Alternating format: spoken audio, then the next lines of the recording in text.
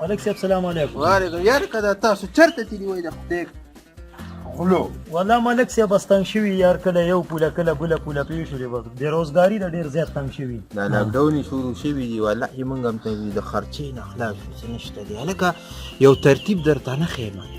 وایه که نه ملک صاحب. دا چرګه چېرته په یو ګاډي ووهه، ډریوران راوړ، څه پیسې خو به ترې والو که نه، څه پیسې خو به همداسته راشي. او که نه ملک صاحب بېروزګاري ده یاره. بس دغه حساب له منصوبه به جوړوو. زه پاسېږي ښځې دا وړه.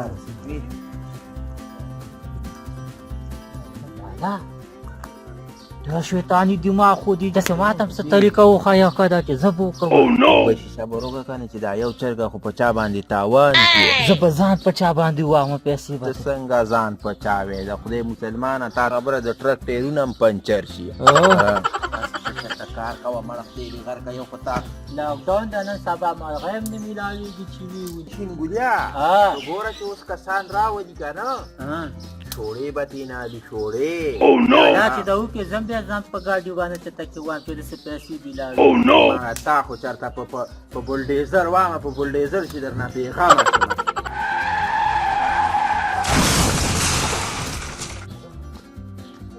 د خدای مسلمانانو چرګه مو والي صاحب چې خو نه دی والی یار. دا د ملک صاحب چرګه والې ده. ملک صاحب د چرګه والې ده. د په ټرک باندې چرګه والې ده، پېښ دی او تاو کپې لګی. ای شاباشې. او ملک صاحب دا کسان دغه چرګې چې والې ده. چرګه مو واله یاره ملک صاحب زما دا سړی دی، ما خو ته ډېر وویل چې بریک ونیسه بریک ونیسه، خو د خدای غر کې دا په خبره نه پیږي. ملک صاحب دوی په قص والې، دوی په قص والې ده. داسې کار وکړئ وی واخئ وی واخئ. نه نه ملک صاحب خیر دی، سوال درته کوم که نه یار، تاوان منو که نه یار.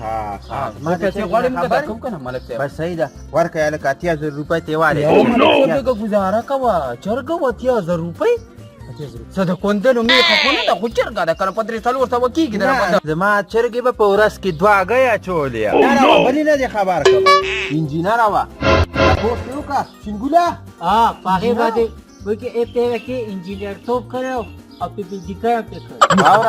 واوره ها هلکه تا ته ما نه ویل چې خیال کوه. خادمه د خدای اوس په دې 80,000 روپۍ خو پلان ورکوي، د کوم ځای نه به پیسې ورکړي؟ پیسې ورکوي. پیسې به دا پیسې به درته تا نه هلم ښه ما درته وویل. خبره واورئ ورکړئ هلکه 80,000 روپۍ ترې والې. ملک صاحب لږه ګزاره کوه 80,000 روپۍ نو تا ته پته ده زما چرګه ډاکټره ده ډاکټره. او د ورځې به 100 چرګانو ته ټیوشن کو، 100 چرګانو ته. فارم ته وګوره لکه د 100,000 ټول ټرک نه دی مسلمانه.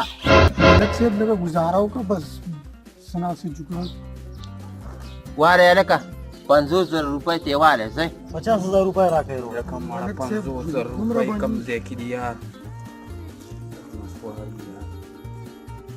یار وره د خدای او د رسول خاطر وکړه، به دې که چې څه دي دا غونډې واله او ستا شوې ښه. بس موږ له پام ته صحیح ده. صحیح شو ملک صاحب بسر سره راله راکړل.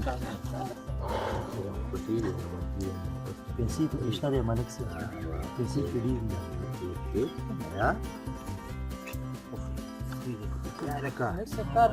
کار د خیره وشو، دا خو ښه اسانه طریقه ده.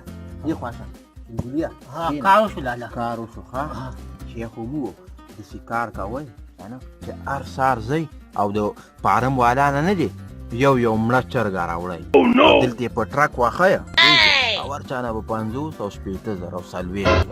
والله چې د لالا دماغ نه دی، کمپیوټر دی.